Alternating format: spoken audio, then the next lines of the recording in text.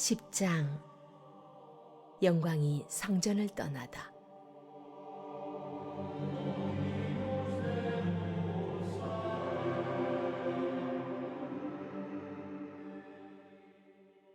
그 다음 내가 보니 그룹 천사들의 머리 위에 있는 둥근 천장 위로 청옥처럼 빛나는 보좌의 형상 같은 것이 솟아 있었다. 하나님께서 모시옷을 입은 사람에게 말씀하셨다.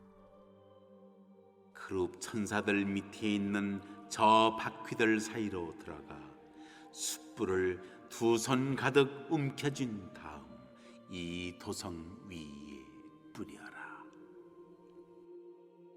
나는 그 사람이 들어가는 모습을 지켜보았다. 그가 들어갈 때 그룹들은 성전 남쪽에 서 있었고 안뜰에는 구름이 가득 피어올랐다. 그때 하나님의 영광이 그룹들 위로 떠올라 성전 문지방으로 자리를 옮겨갔고 성전에 구름이 가득 차면서 뜰과 성전이 하나님의 영광으로 빛나고 그분의 임재로 가득 찼다. 그리고 소리가 들렸다. 그룹들이 날개치는 소리였다.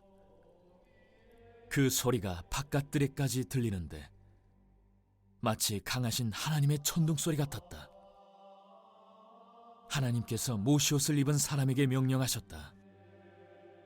저 바퀴들 사이, 그룹들 사이에서 불을 집어내라. 그러자 그가 안으로 들어가서 바퀴 옆에 섰다. 그룹들 가운데 하나가 불 속으로 손을 뻗어 숯불 얼마를 집어내어 모시옷을 입은 사람의 손에 얹어주니 그가 숯불을 받아서 밖으로 나왔다. 그룹들의 날개 밑에는 사람 손처럼 보이는 것이 있었다. 그 후에 나는 구름 옆에 하나씩 있는 네 바퀴를 보았다. 광채 나는 그 바퀴들은 햇빛을 받아 반짝거리는 다이아몬드 같았다. 네 바퀴의 생김새가 비슷해서 바퀴 안에 다른 바퀴가 있는 것처럼 보였다. 그룹들이 움직일 때 바퀴도 네 방향으로 자유롭게 움직였는데 늘 곧게만 나아갔다. 그룹들이 어디로 가든지 바퀴들도 그리로 곧게 나아갔다. 그룹들의 등과 손과 날개는 눈으로 가득했다. 바퀴들 역시 눈으로 가득했다. 그 바퀴들의 이름은 바퀴들 안의 바퀴들이었다. 그룹들은 각각 4개의 얼굴을 갖고 있었다. 첫째는 천사의 얼굴, 둘째는 사람의 얼굴, 셋째는 사자의 얼굴, 넷째는 독수리의 얼굴이었다. 그때 그룹들이 위로 떠올랐다. 그들은 내가 그발강에서 보았던 바로 그 생물들이었다. 그룹들이 움직이면 그들 옆의 바퀴들도 함께 움직였다. 그룹들이 날개를 펴고 지면에서 떠오르면 바퀴들도 그들 곁에 바짝 붙어 따라 움직였다. 그룹들이 멈춰 서면 바퀴들도 멈춰 섰다. 그룹들이 치솟으면 바퀴들도 치솟았는데 이는 그 생물들의 영이 바퀴들 안에도 있었기 때문이다. 그때 하나님의 영광이 성전 입구를 떠나 그룹 위를 맴돌았다. 그룹들이 날개를 펼치고 지면에서 떠오르자 바퀴들도 그들 곁에 바짝 붙어 따라갔다. 그들은 성전 동문 입구에서 멈춰 섰다. 이스라엘의 하나님의 영광이 그들 위에 있었다. 그들은 내가 전에 그발강에서 본 그 생물들이었고 이스라엘의 하나님 아래에 있었다. 나는 그들을 바로 알아보았다. 그들은 각기 얼굴이 넷이고 날개도 넷이었다. 그들의 날개 아래에는 사람의 손처럼 보이는 것이 있었다. 그 얼굴은 내가 그발강에서 보았던 모습 그대로였다. 그들은 각기 앞으로 곧게 나아갔다. 에스겔 10장. 에스겔서는 3개의 대환상을 기본 틀로 구성됩니다. 1장 1절로 3장 15절의 첫 번째 환상은 여호야긴 왕이 사로잡힌 지 5째 해 넷째 달 초닷새 서기력으로 주전 593년 7월에 에스겔이 그발 강가에서 경험한 것으로 그는 이 환상을 통해 심판 예언자로 부름받습니다. 8장에서 11장의 두 번째 환상은 여섯째 해 여섯째 달 초닷새 주전 592년 9월에 자기 집에서 경험한 것으로 그는 환상 중에 여호와께서 예루살렘 성과 성전을 심판하시고 그분의 영광이 성전 지성소에서 동문을 통해 성 동쪽 산으로 이동하는 것을 봅니다. 40장에서 48장의 세 번째 환상은 25째 해 첫째 달 열째 날 주전 573년 4월의 경험으로 그는 새 성전의 모형도를 봅니다. 두 번째와 세 번째 환상은 성전과 성의 파괴와 회복이라는 주제에 의해 유기적으로 이어지죠. 또 이 두 환상에서 에스겔은 여호와의 손에 잡혀 예루살렘으로 옮겨집니다. 8장 3절, 40장 1, 2절 보세요. 첫 번째와 두 번째 환상은 생물과 그룹의 일치를 통해 서로 연결됩니다. 궁창 위의 보좌를 운반하는 네 생물과 네 바퀴가 10장에서 네 그룹과 네 바퀴로 다시 나타납니다. 10장은 묘사와 직접적인 언급을 통해 생물과 그룹이 같은 존재임을 알려줍니다. 1절에 그룹들 머리 위 궁창에 남보석 같은 것이 나타나는데 그룹 위에 보좌의 형상이 있는 것 같다라는 내용상 1장 22절, 26절 상반절의 반복입니다.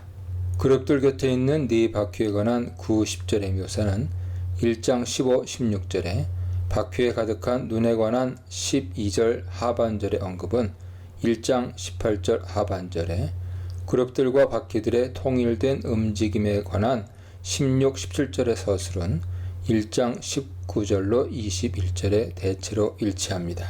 이름은 달리하지만 생물과 그룹은 같은 대상으로 묘사됩니다. 생물처럼 그룹도 각기 네 얼굴과 네 날개, 그리고 날개 밑에는 사람의 손이 있었습니다. 그룹들의 움직임에 관한 11절과 22절 하반절의 묘사는 생물의 움직임을 묘사한 1장 9절 12절과 차이가 없고 그룹들의 날개 소리에 관한 5절의 언급은 1장 24절 상반절의 요약처럼 보입니다. 전체적으로 12절 상반절만 상응하는 언급이 1장에 나오지 않죠. 물론 생물과 그룹의 차이가 없지는 않습니다. 1장 10절은 생물의 얼굴을 넷의 아픈 사람의 얼굴이요, 넷의 오른쪽은 사자의 얼굴이요, 넷의 왼쪽은 소의 얼굴이요, 넷의 뒤는 독수리의 얼굴로 기술하고 14절은 그룹들의 네 얼굴에 관해 첫째 면은 그룹의 얼굴이요, 둘째 면은 사람의 얼굴이요, 셋째는 사자의 얼굴이요, 넷째는 독수리의 얼굴이더라 라고 말합니다. 생물 가운데 소가 사라지고 그룹이 나오죠. 그룹이 사람에 앞서 첫 번째로 언급됨은 단순히 소를 대신해서 사용된 것이 아님을 시사합니다. 그룹의 등장은 아마도 신현의 장소와 관련된 것 같습니다. 1장에서는 여호와께서 하늘로부터 강림하시는데 10장에서는 지성소에서 나오셔서 문지방을 지나 동문으로 이동하십니다. 예루살렘 성전 신학에 따르면 지성소에 있는 두 그룹의 펼친 날개가 여호와의 보좌를 상징했습니다. 그룹의 얼굴은 바로 지성소의 왕으로 임재하시는 여호와께서 예루살렘 성과 성전을 심판하시는 분임을 시사합니다. 이스라엘이 구원의 하나님으로 믿어왔던 여호와께서 이제 심판의 하나님이 되셔서 당신 성전을 더럽힌 자들을 엄중하게 징벌하십니다. 다른 한편으로 그룹과 생물의 일치는 지성소에 이스라엘 왕으로 임재하셨던 여호와께서 온 땅을 통치하시는 분임을 보여주기도 합니다. 하늘의 왕으로 에스겔을 부르신 분께서 이스라엘의 왕으로 당신을 배반한 자들을 징벌하십니다. 1절로 7절입니다. 그룹들을 제외한다면 1장 26절 상반절에 거의 문자적으로 일치하는 1절은 예루살렘을 불로 심판하시는 분이 그발 강가에서 에스겔을 예언자로 부르신 분임을 보여줍니다.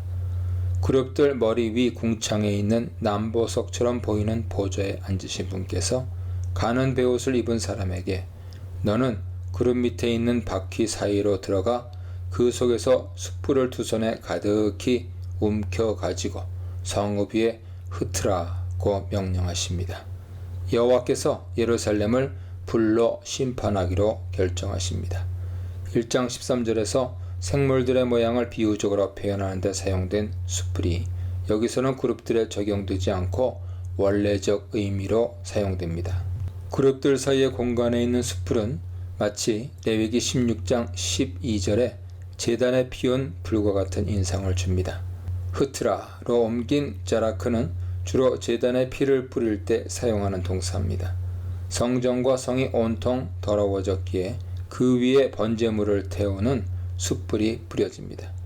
그가 내 목전에서 들어가더라는 심판의 확실성을 보여줍니다. 에스겔이 환상 가운데 본 대로 심판이 이루어질 것입니다.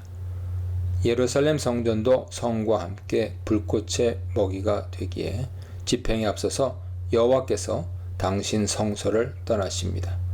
3, 4절은 이를 묘사하는데 하늘 보좌와 지성소 보좌가 뒤섞이면서 매우 모호해졌습니다. 그룹들은 성전 오른쪽 남쪽이죠. 곧 손에 칼을 가진 6사람이 서 있었던 놋제단 맞은편에 기다리듯이 서 있었고 안뜰에는 구름이 가득 차 있었습니다. 9장 3절 상반절을 받는 4절은 성전을 떠나시는 여호와를 묘사합니다. 여호와의 영광이 지성소의 그룹 위에서 떠올라 성전 문지방으로 옮겨가자 성전은 구름으로 가득 차고 뜰은 여호와의 영광의 광채로 가득 찼습니다. 구름은 여호와의 현존을 상징하면서 동시에 가려주는 역할을 합니다. 그룹들의 날개 소리를 묘사하는 5절은 생물들의 날개 소리를 묘사하는 1장 24절 상반절과 거의 일치합니다. 바깥들은 문맥상 멀리 떨어진 곳을 가리킵니다.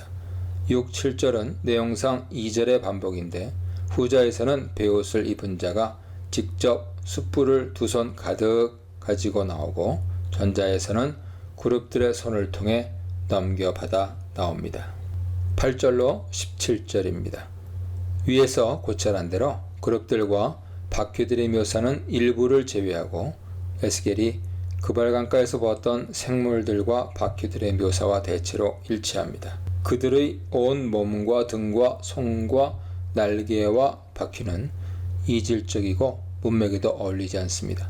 이에 따르면 바퀴들뿐만 아니라 그룹들의 온 몸에도 눈이 가득했습니다. 14절을 정확히 이해하기는 쉽지 않습니다. 원문은 그룹의 네 얼굴이 같은지 각기 다른지 분명하지 않습니다. 다수의 입장은 1장 10절의 상황에서 다르다고 봅니다. 18, 19절입니다. 이동 경로에서 3, 4절에 이어집니다. 지성소에서 성전 문지방으로 나온 여호와의 영광이 성전 문지방을 지나 성전 오른쪽 남쪽에 서 있었던 그룹들 위에 머물자 그룹들이 날개를 펴고 땅에서 솟아오르고 바퀴들도 그 곁에서 함께 나갔습니다. 그룹들이 성전 오른편에서 동쪽 방향으로 안뜰을 지나 여호와의 전으로 들어가는 동문으로 가 멈추는데 이스라엘 하나님의 영광이 그들 위에 덮여 있었습니다.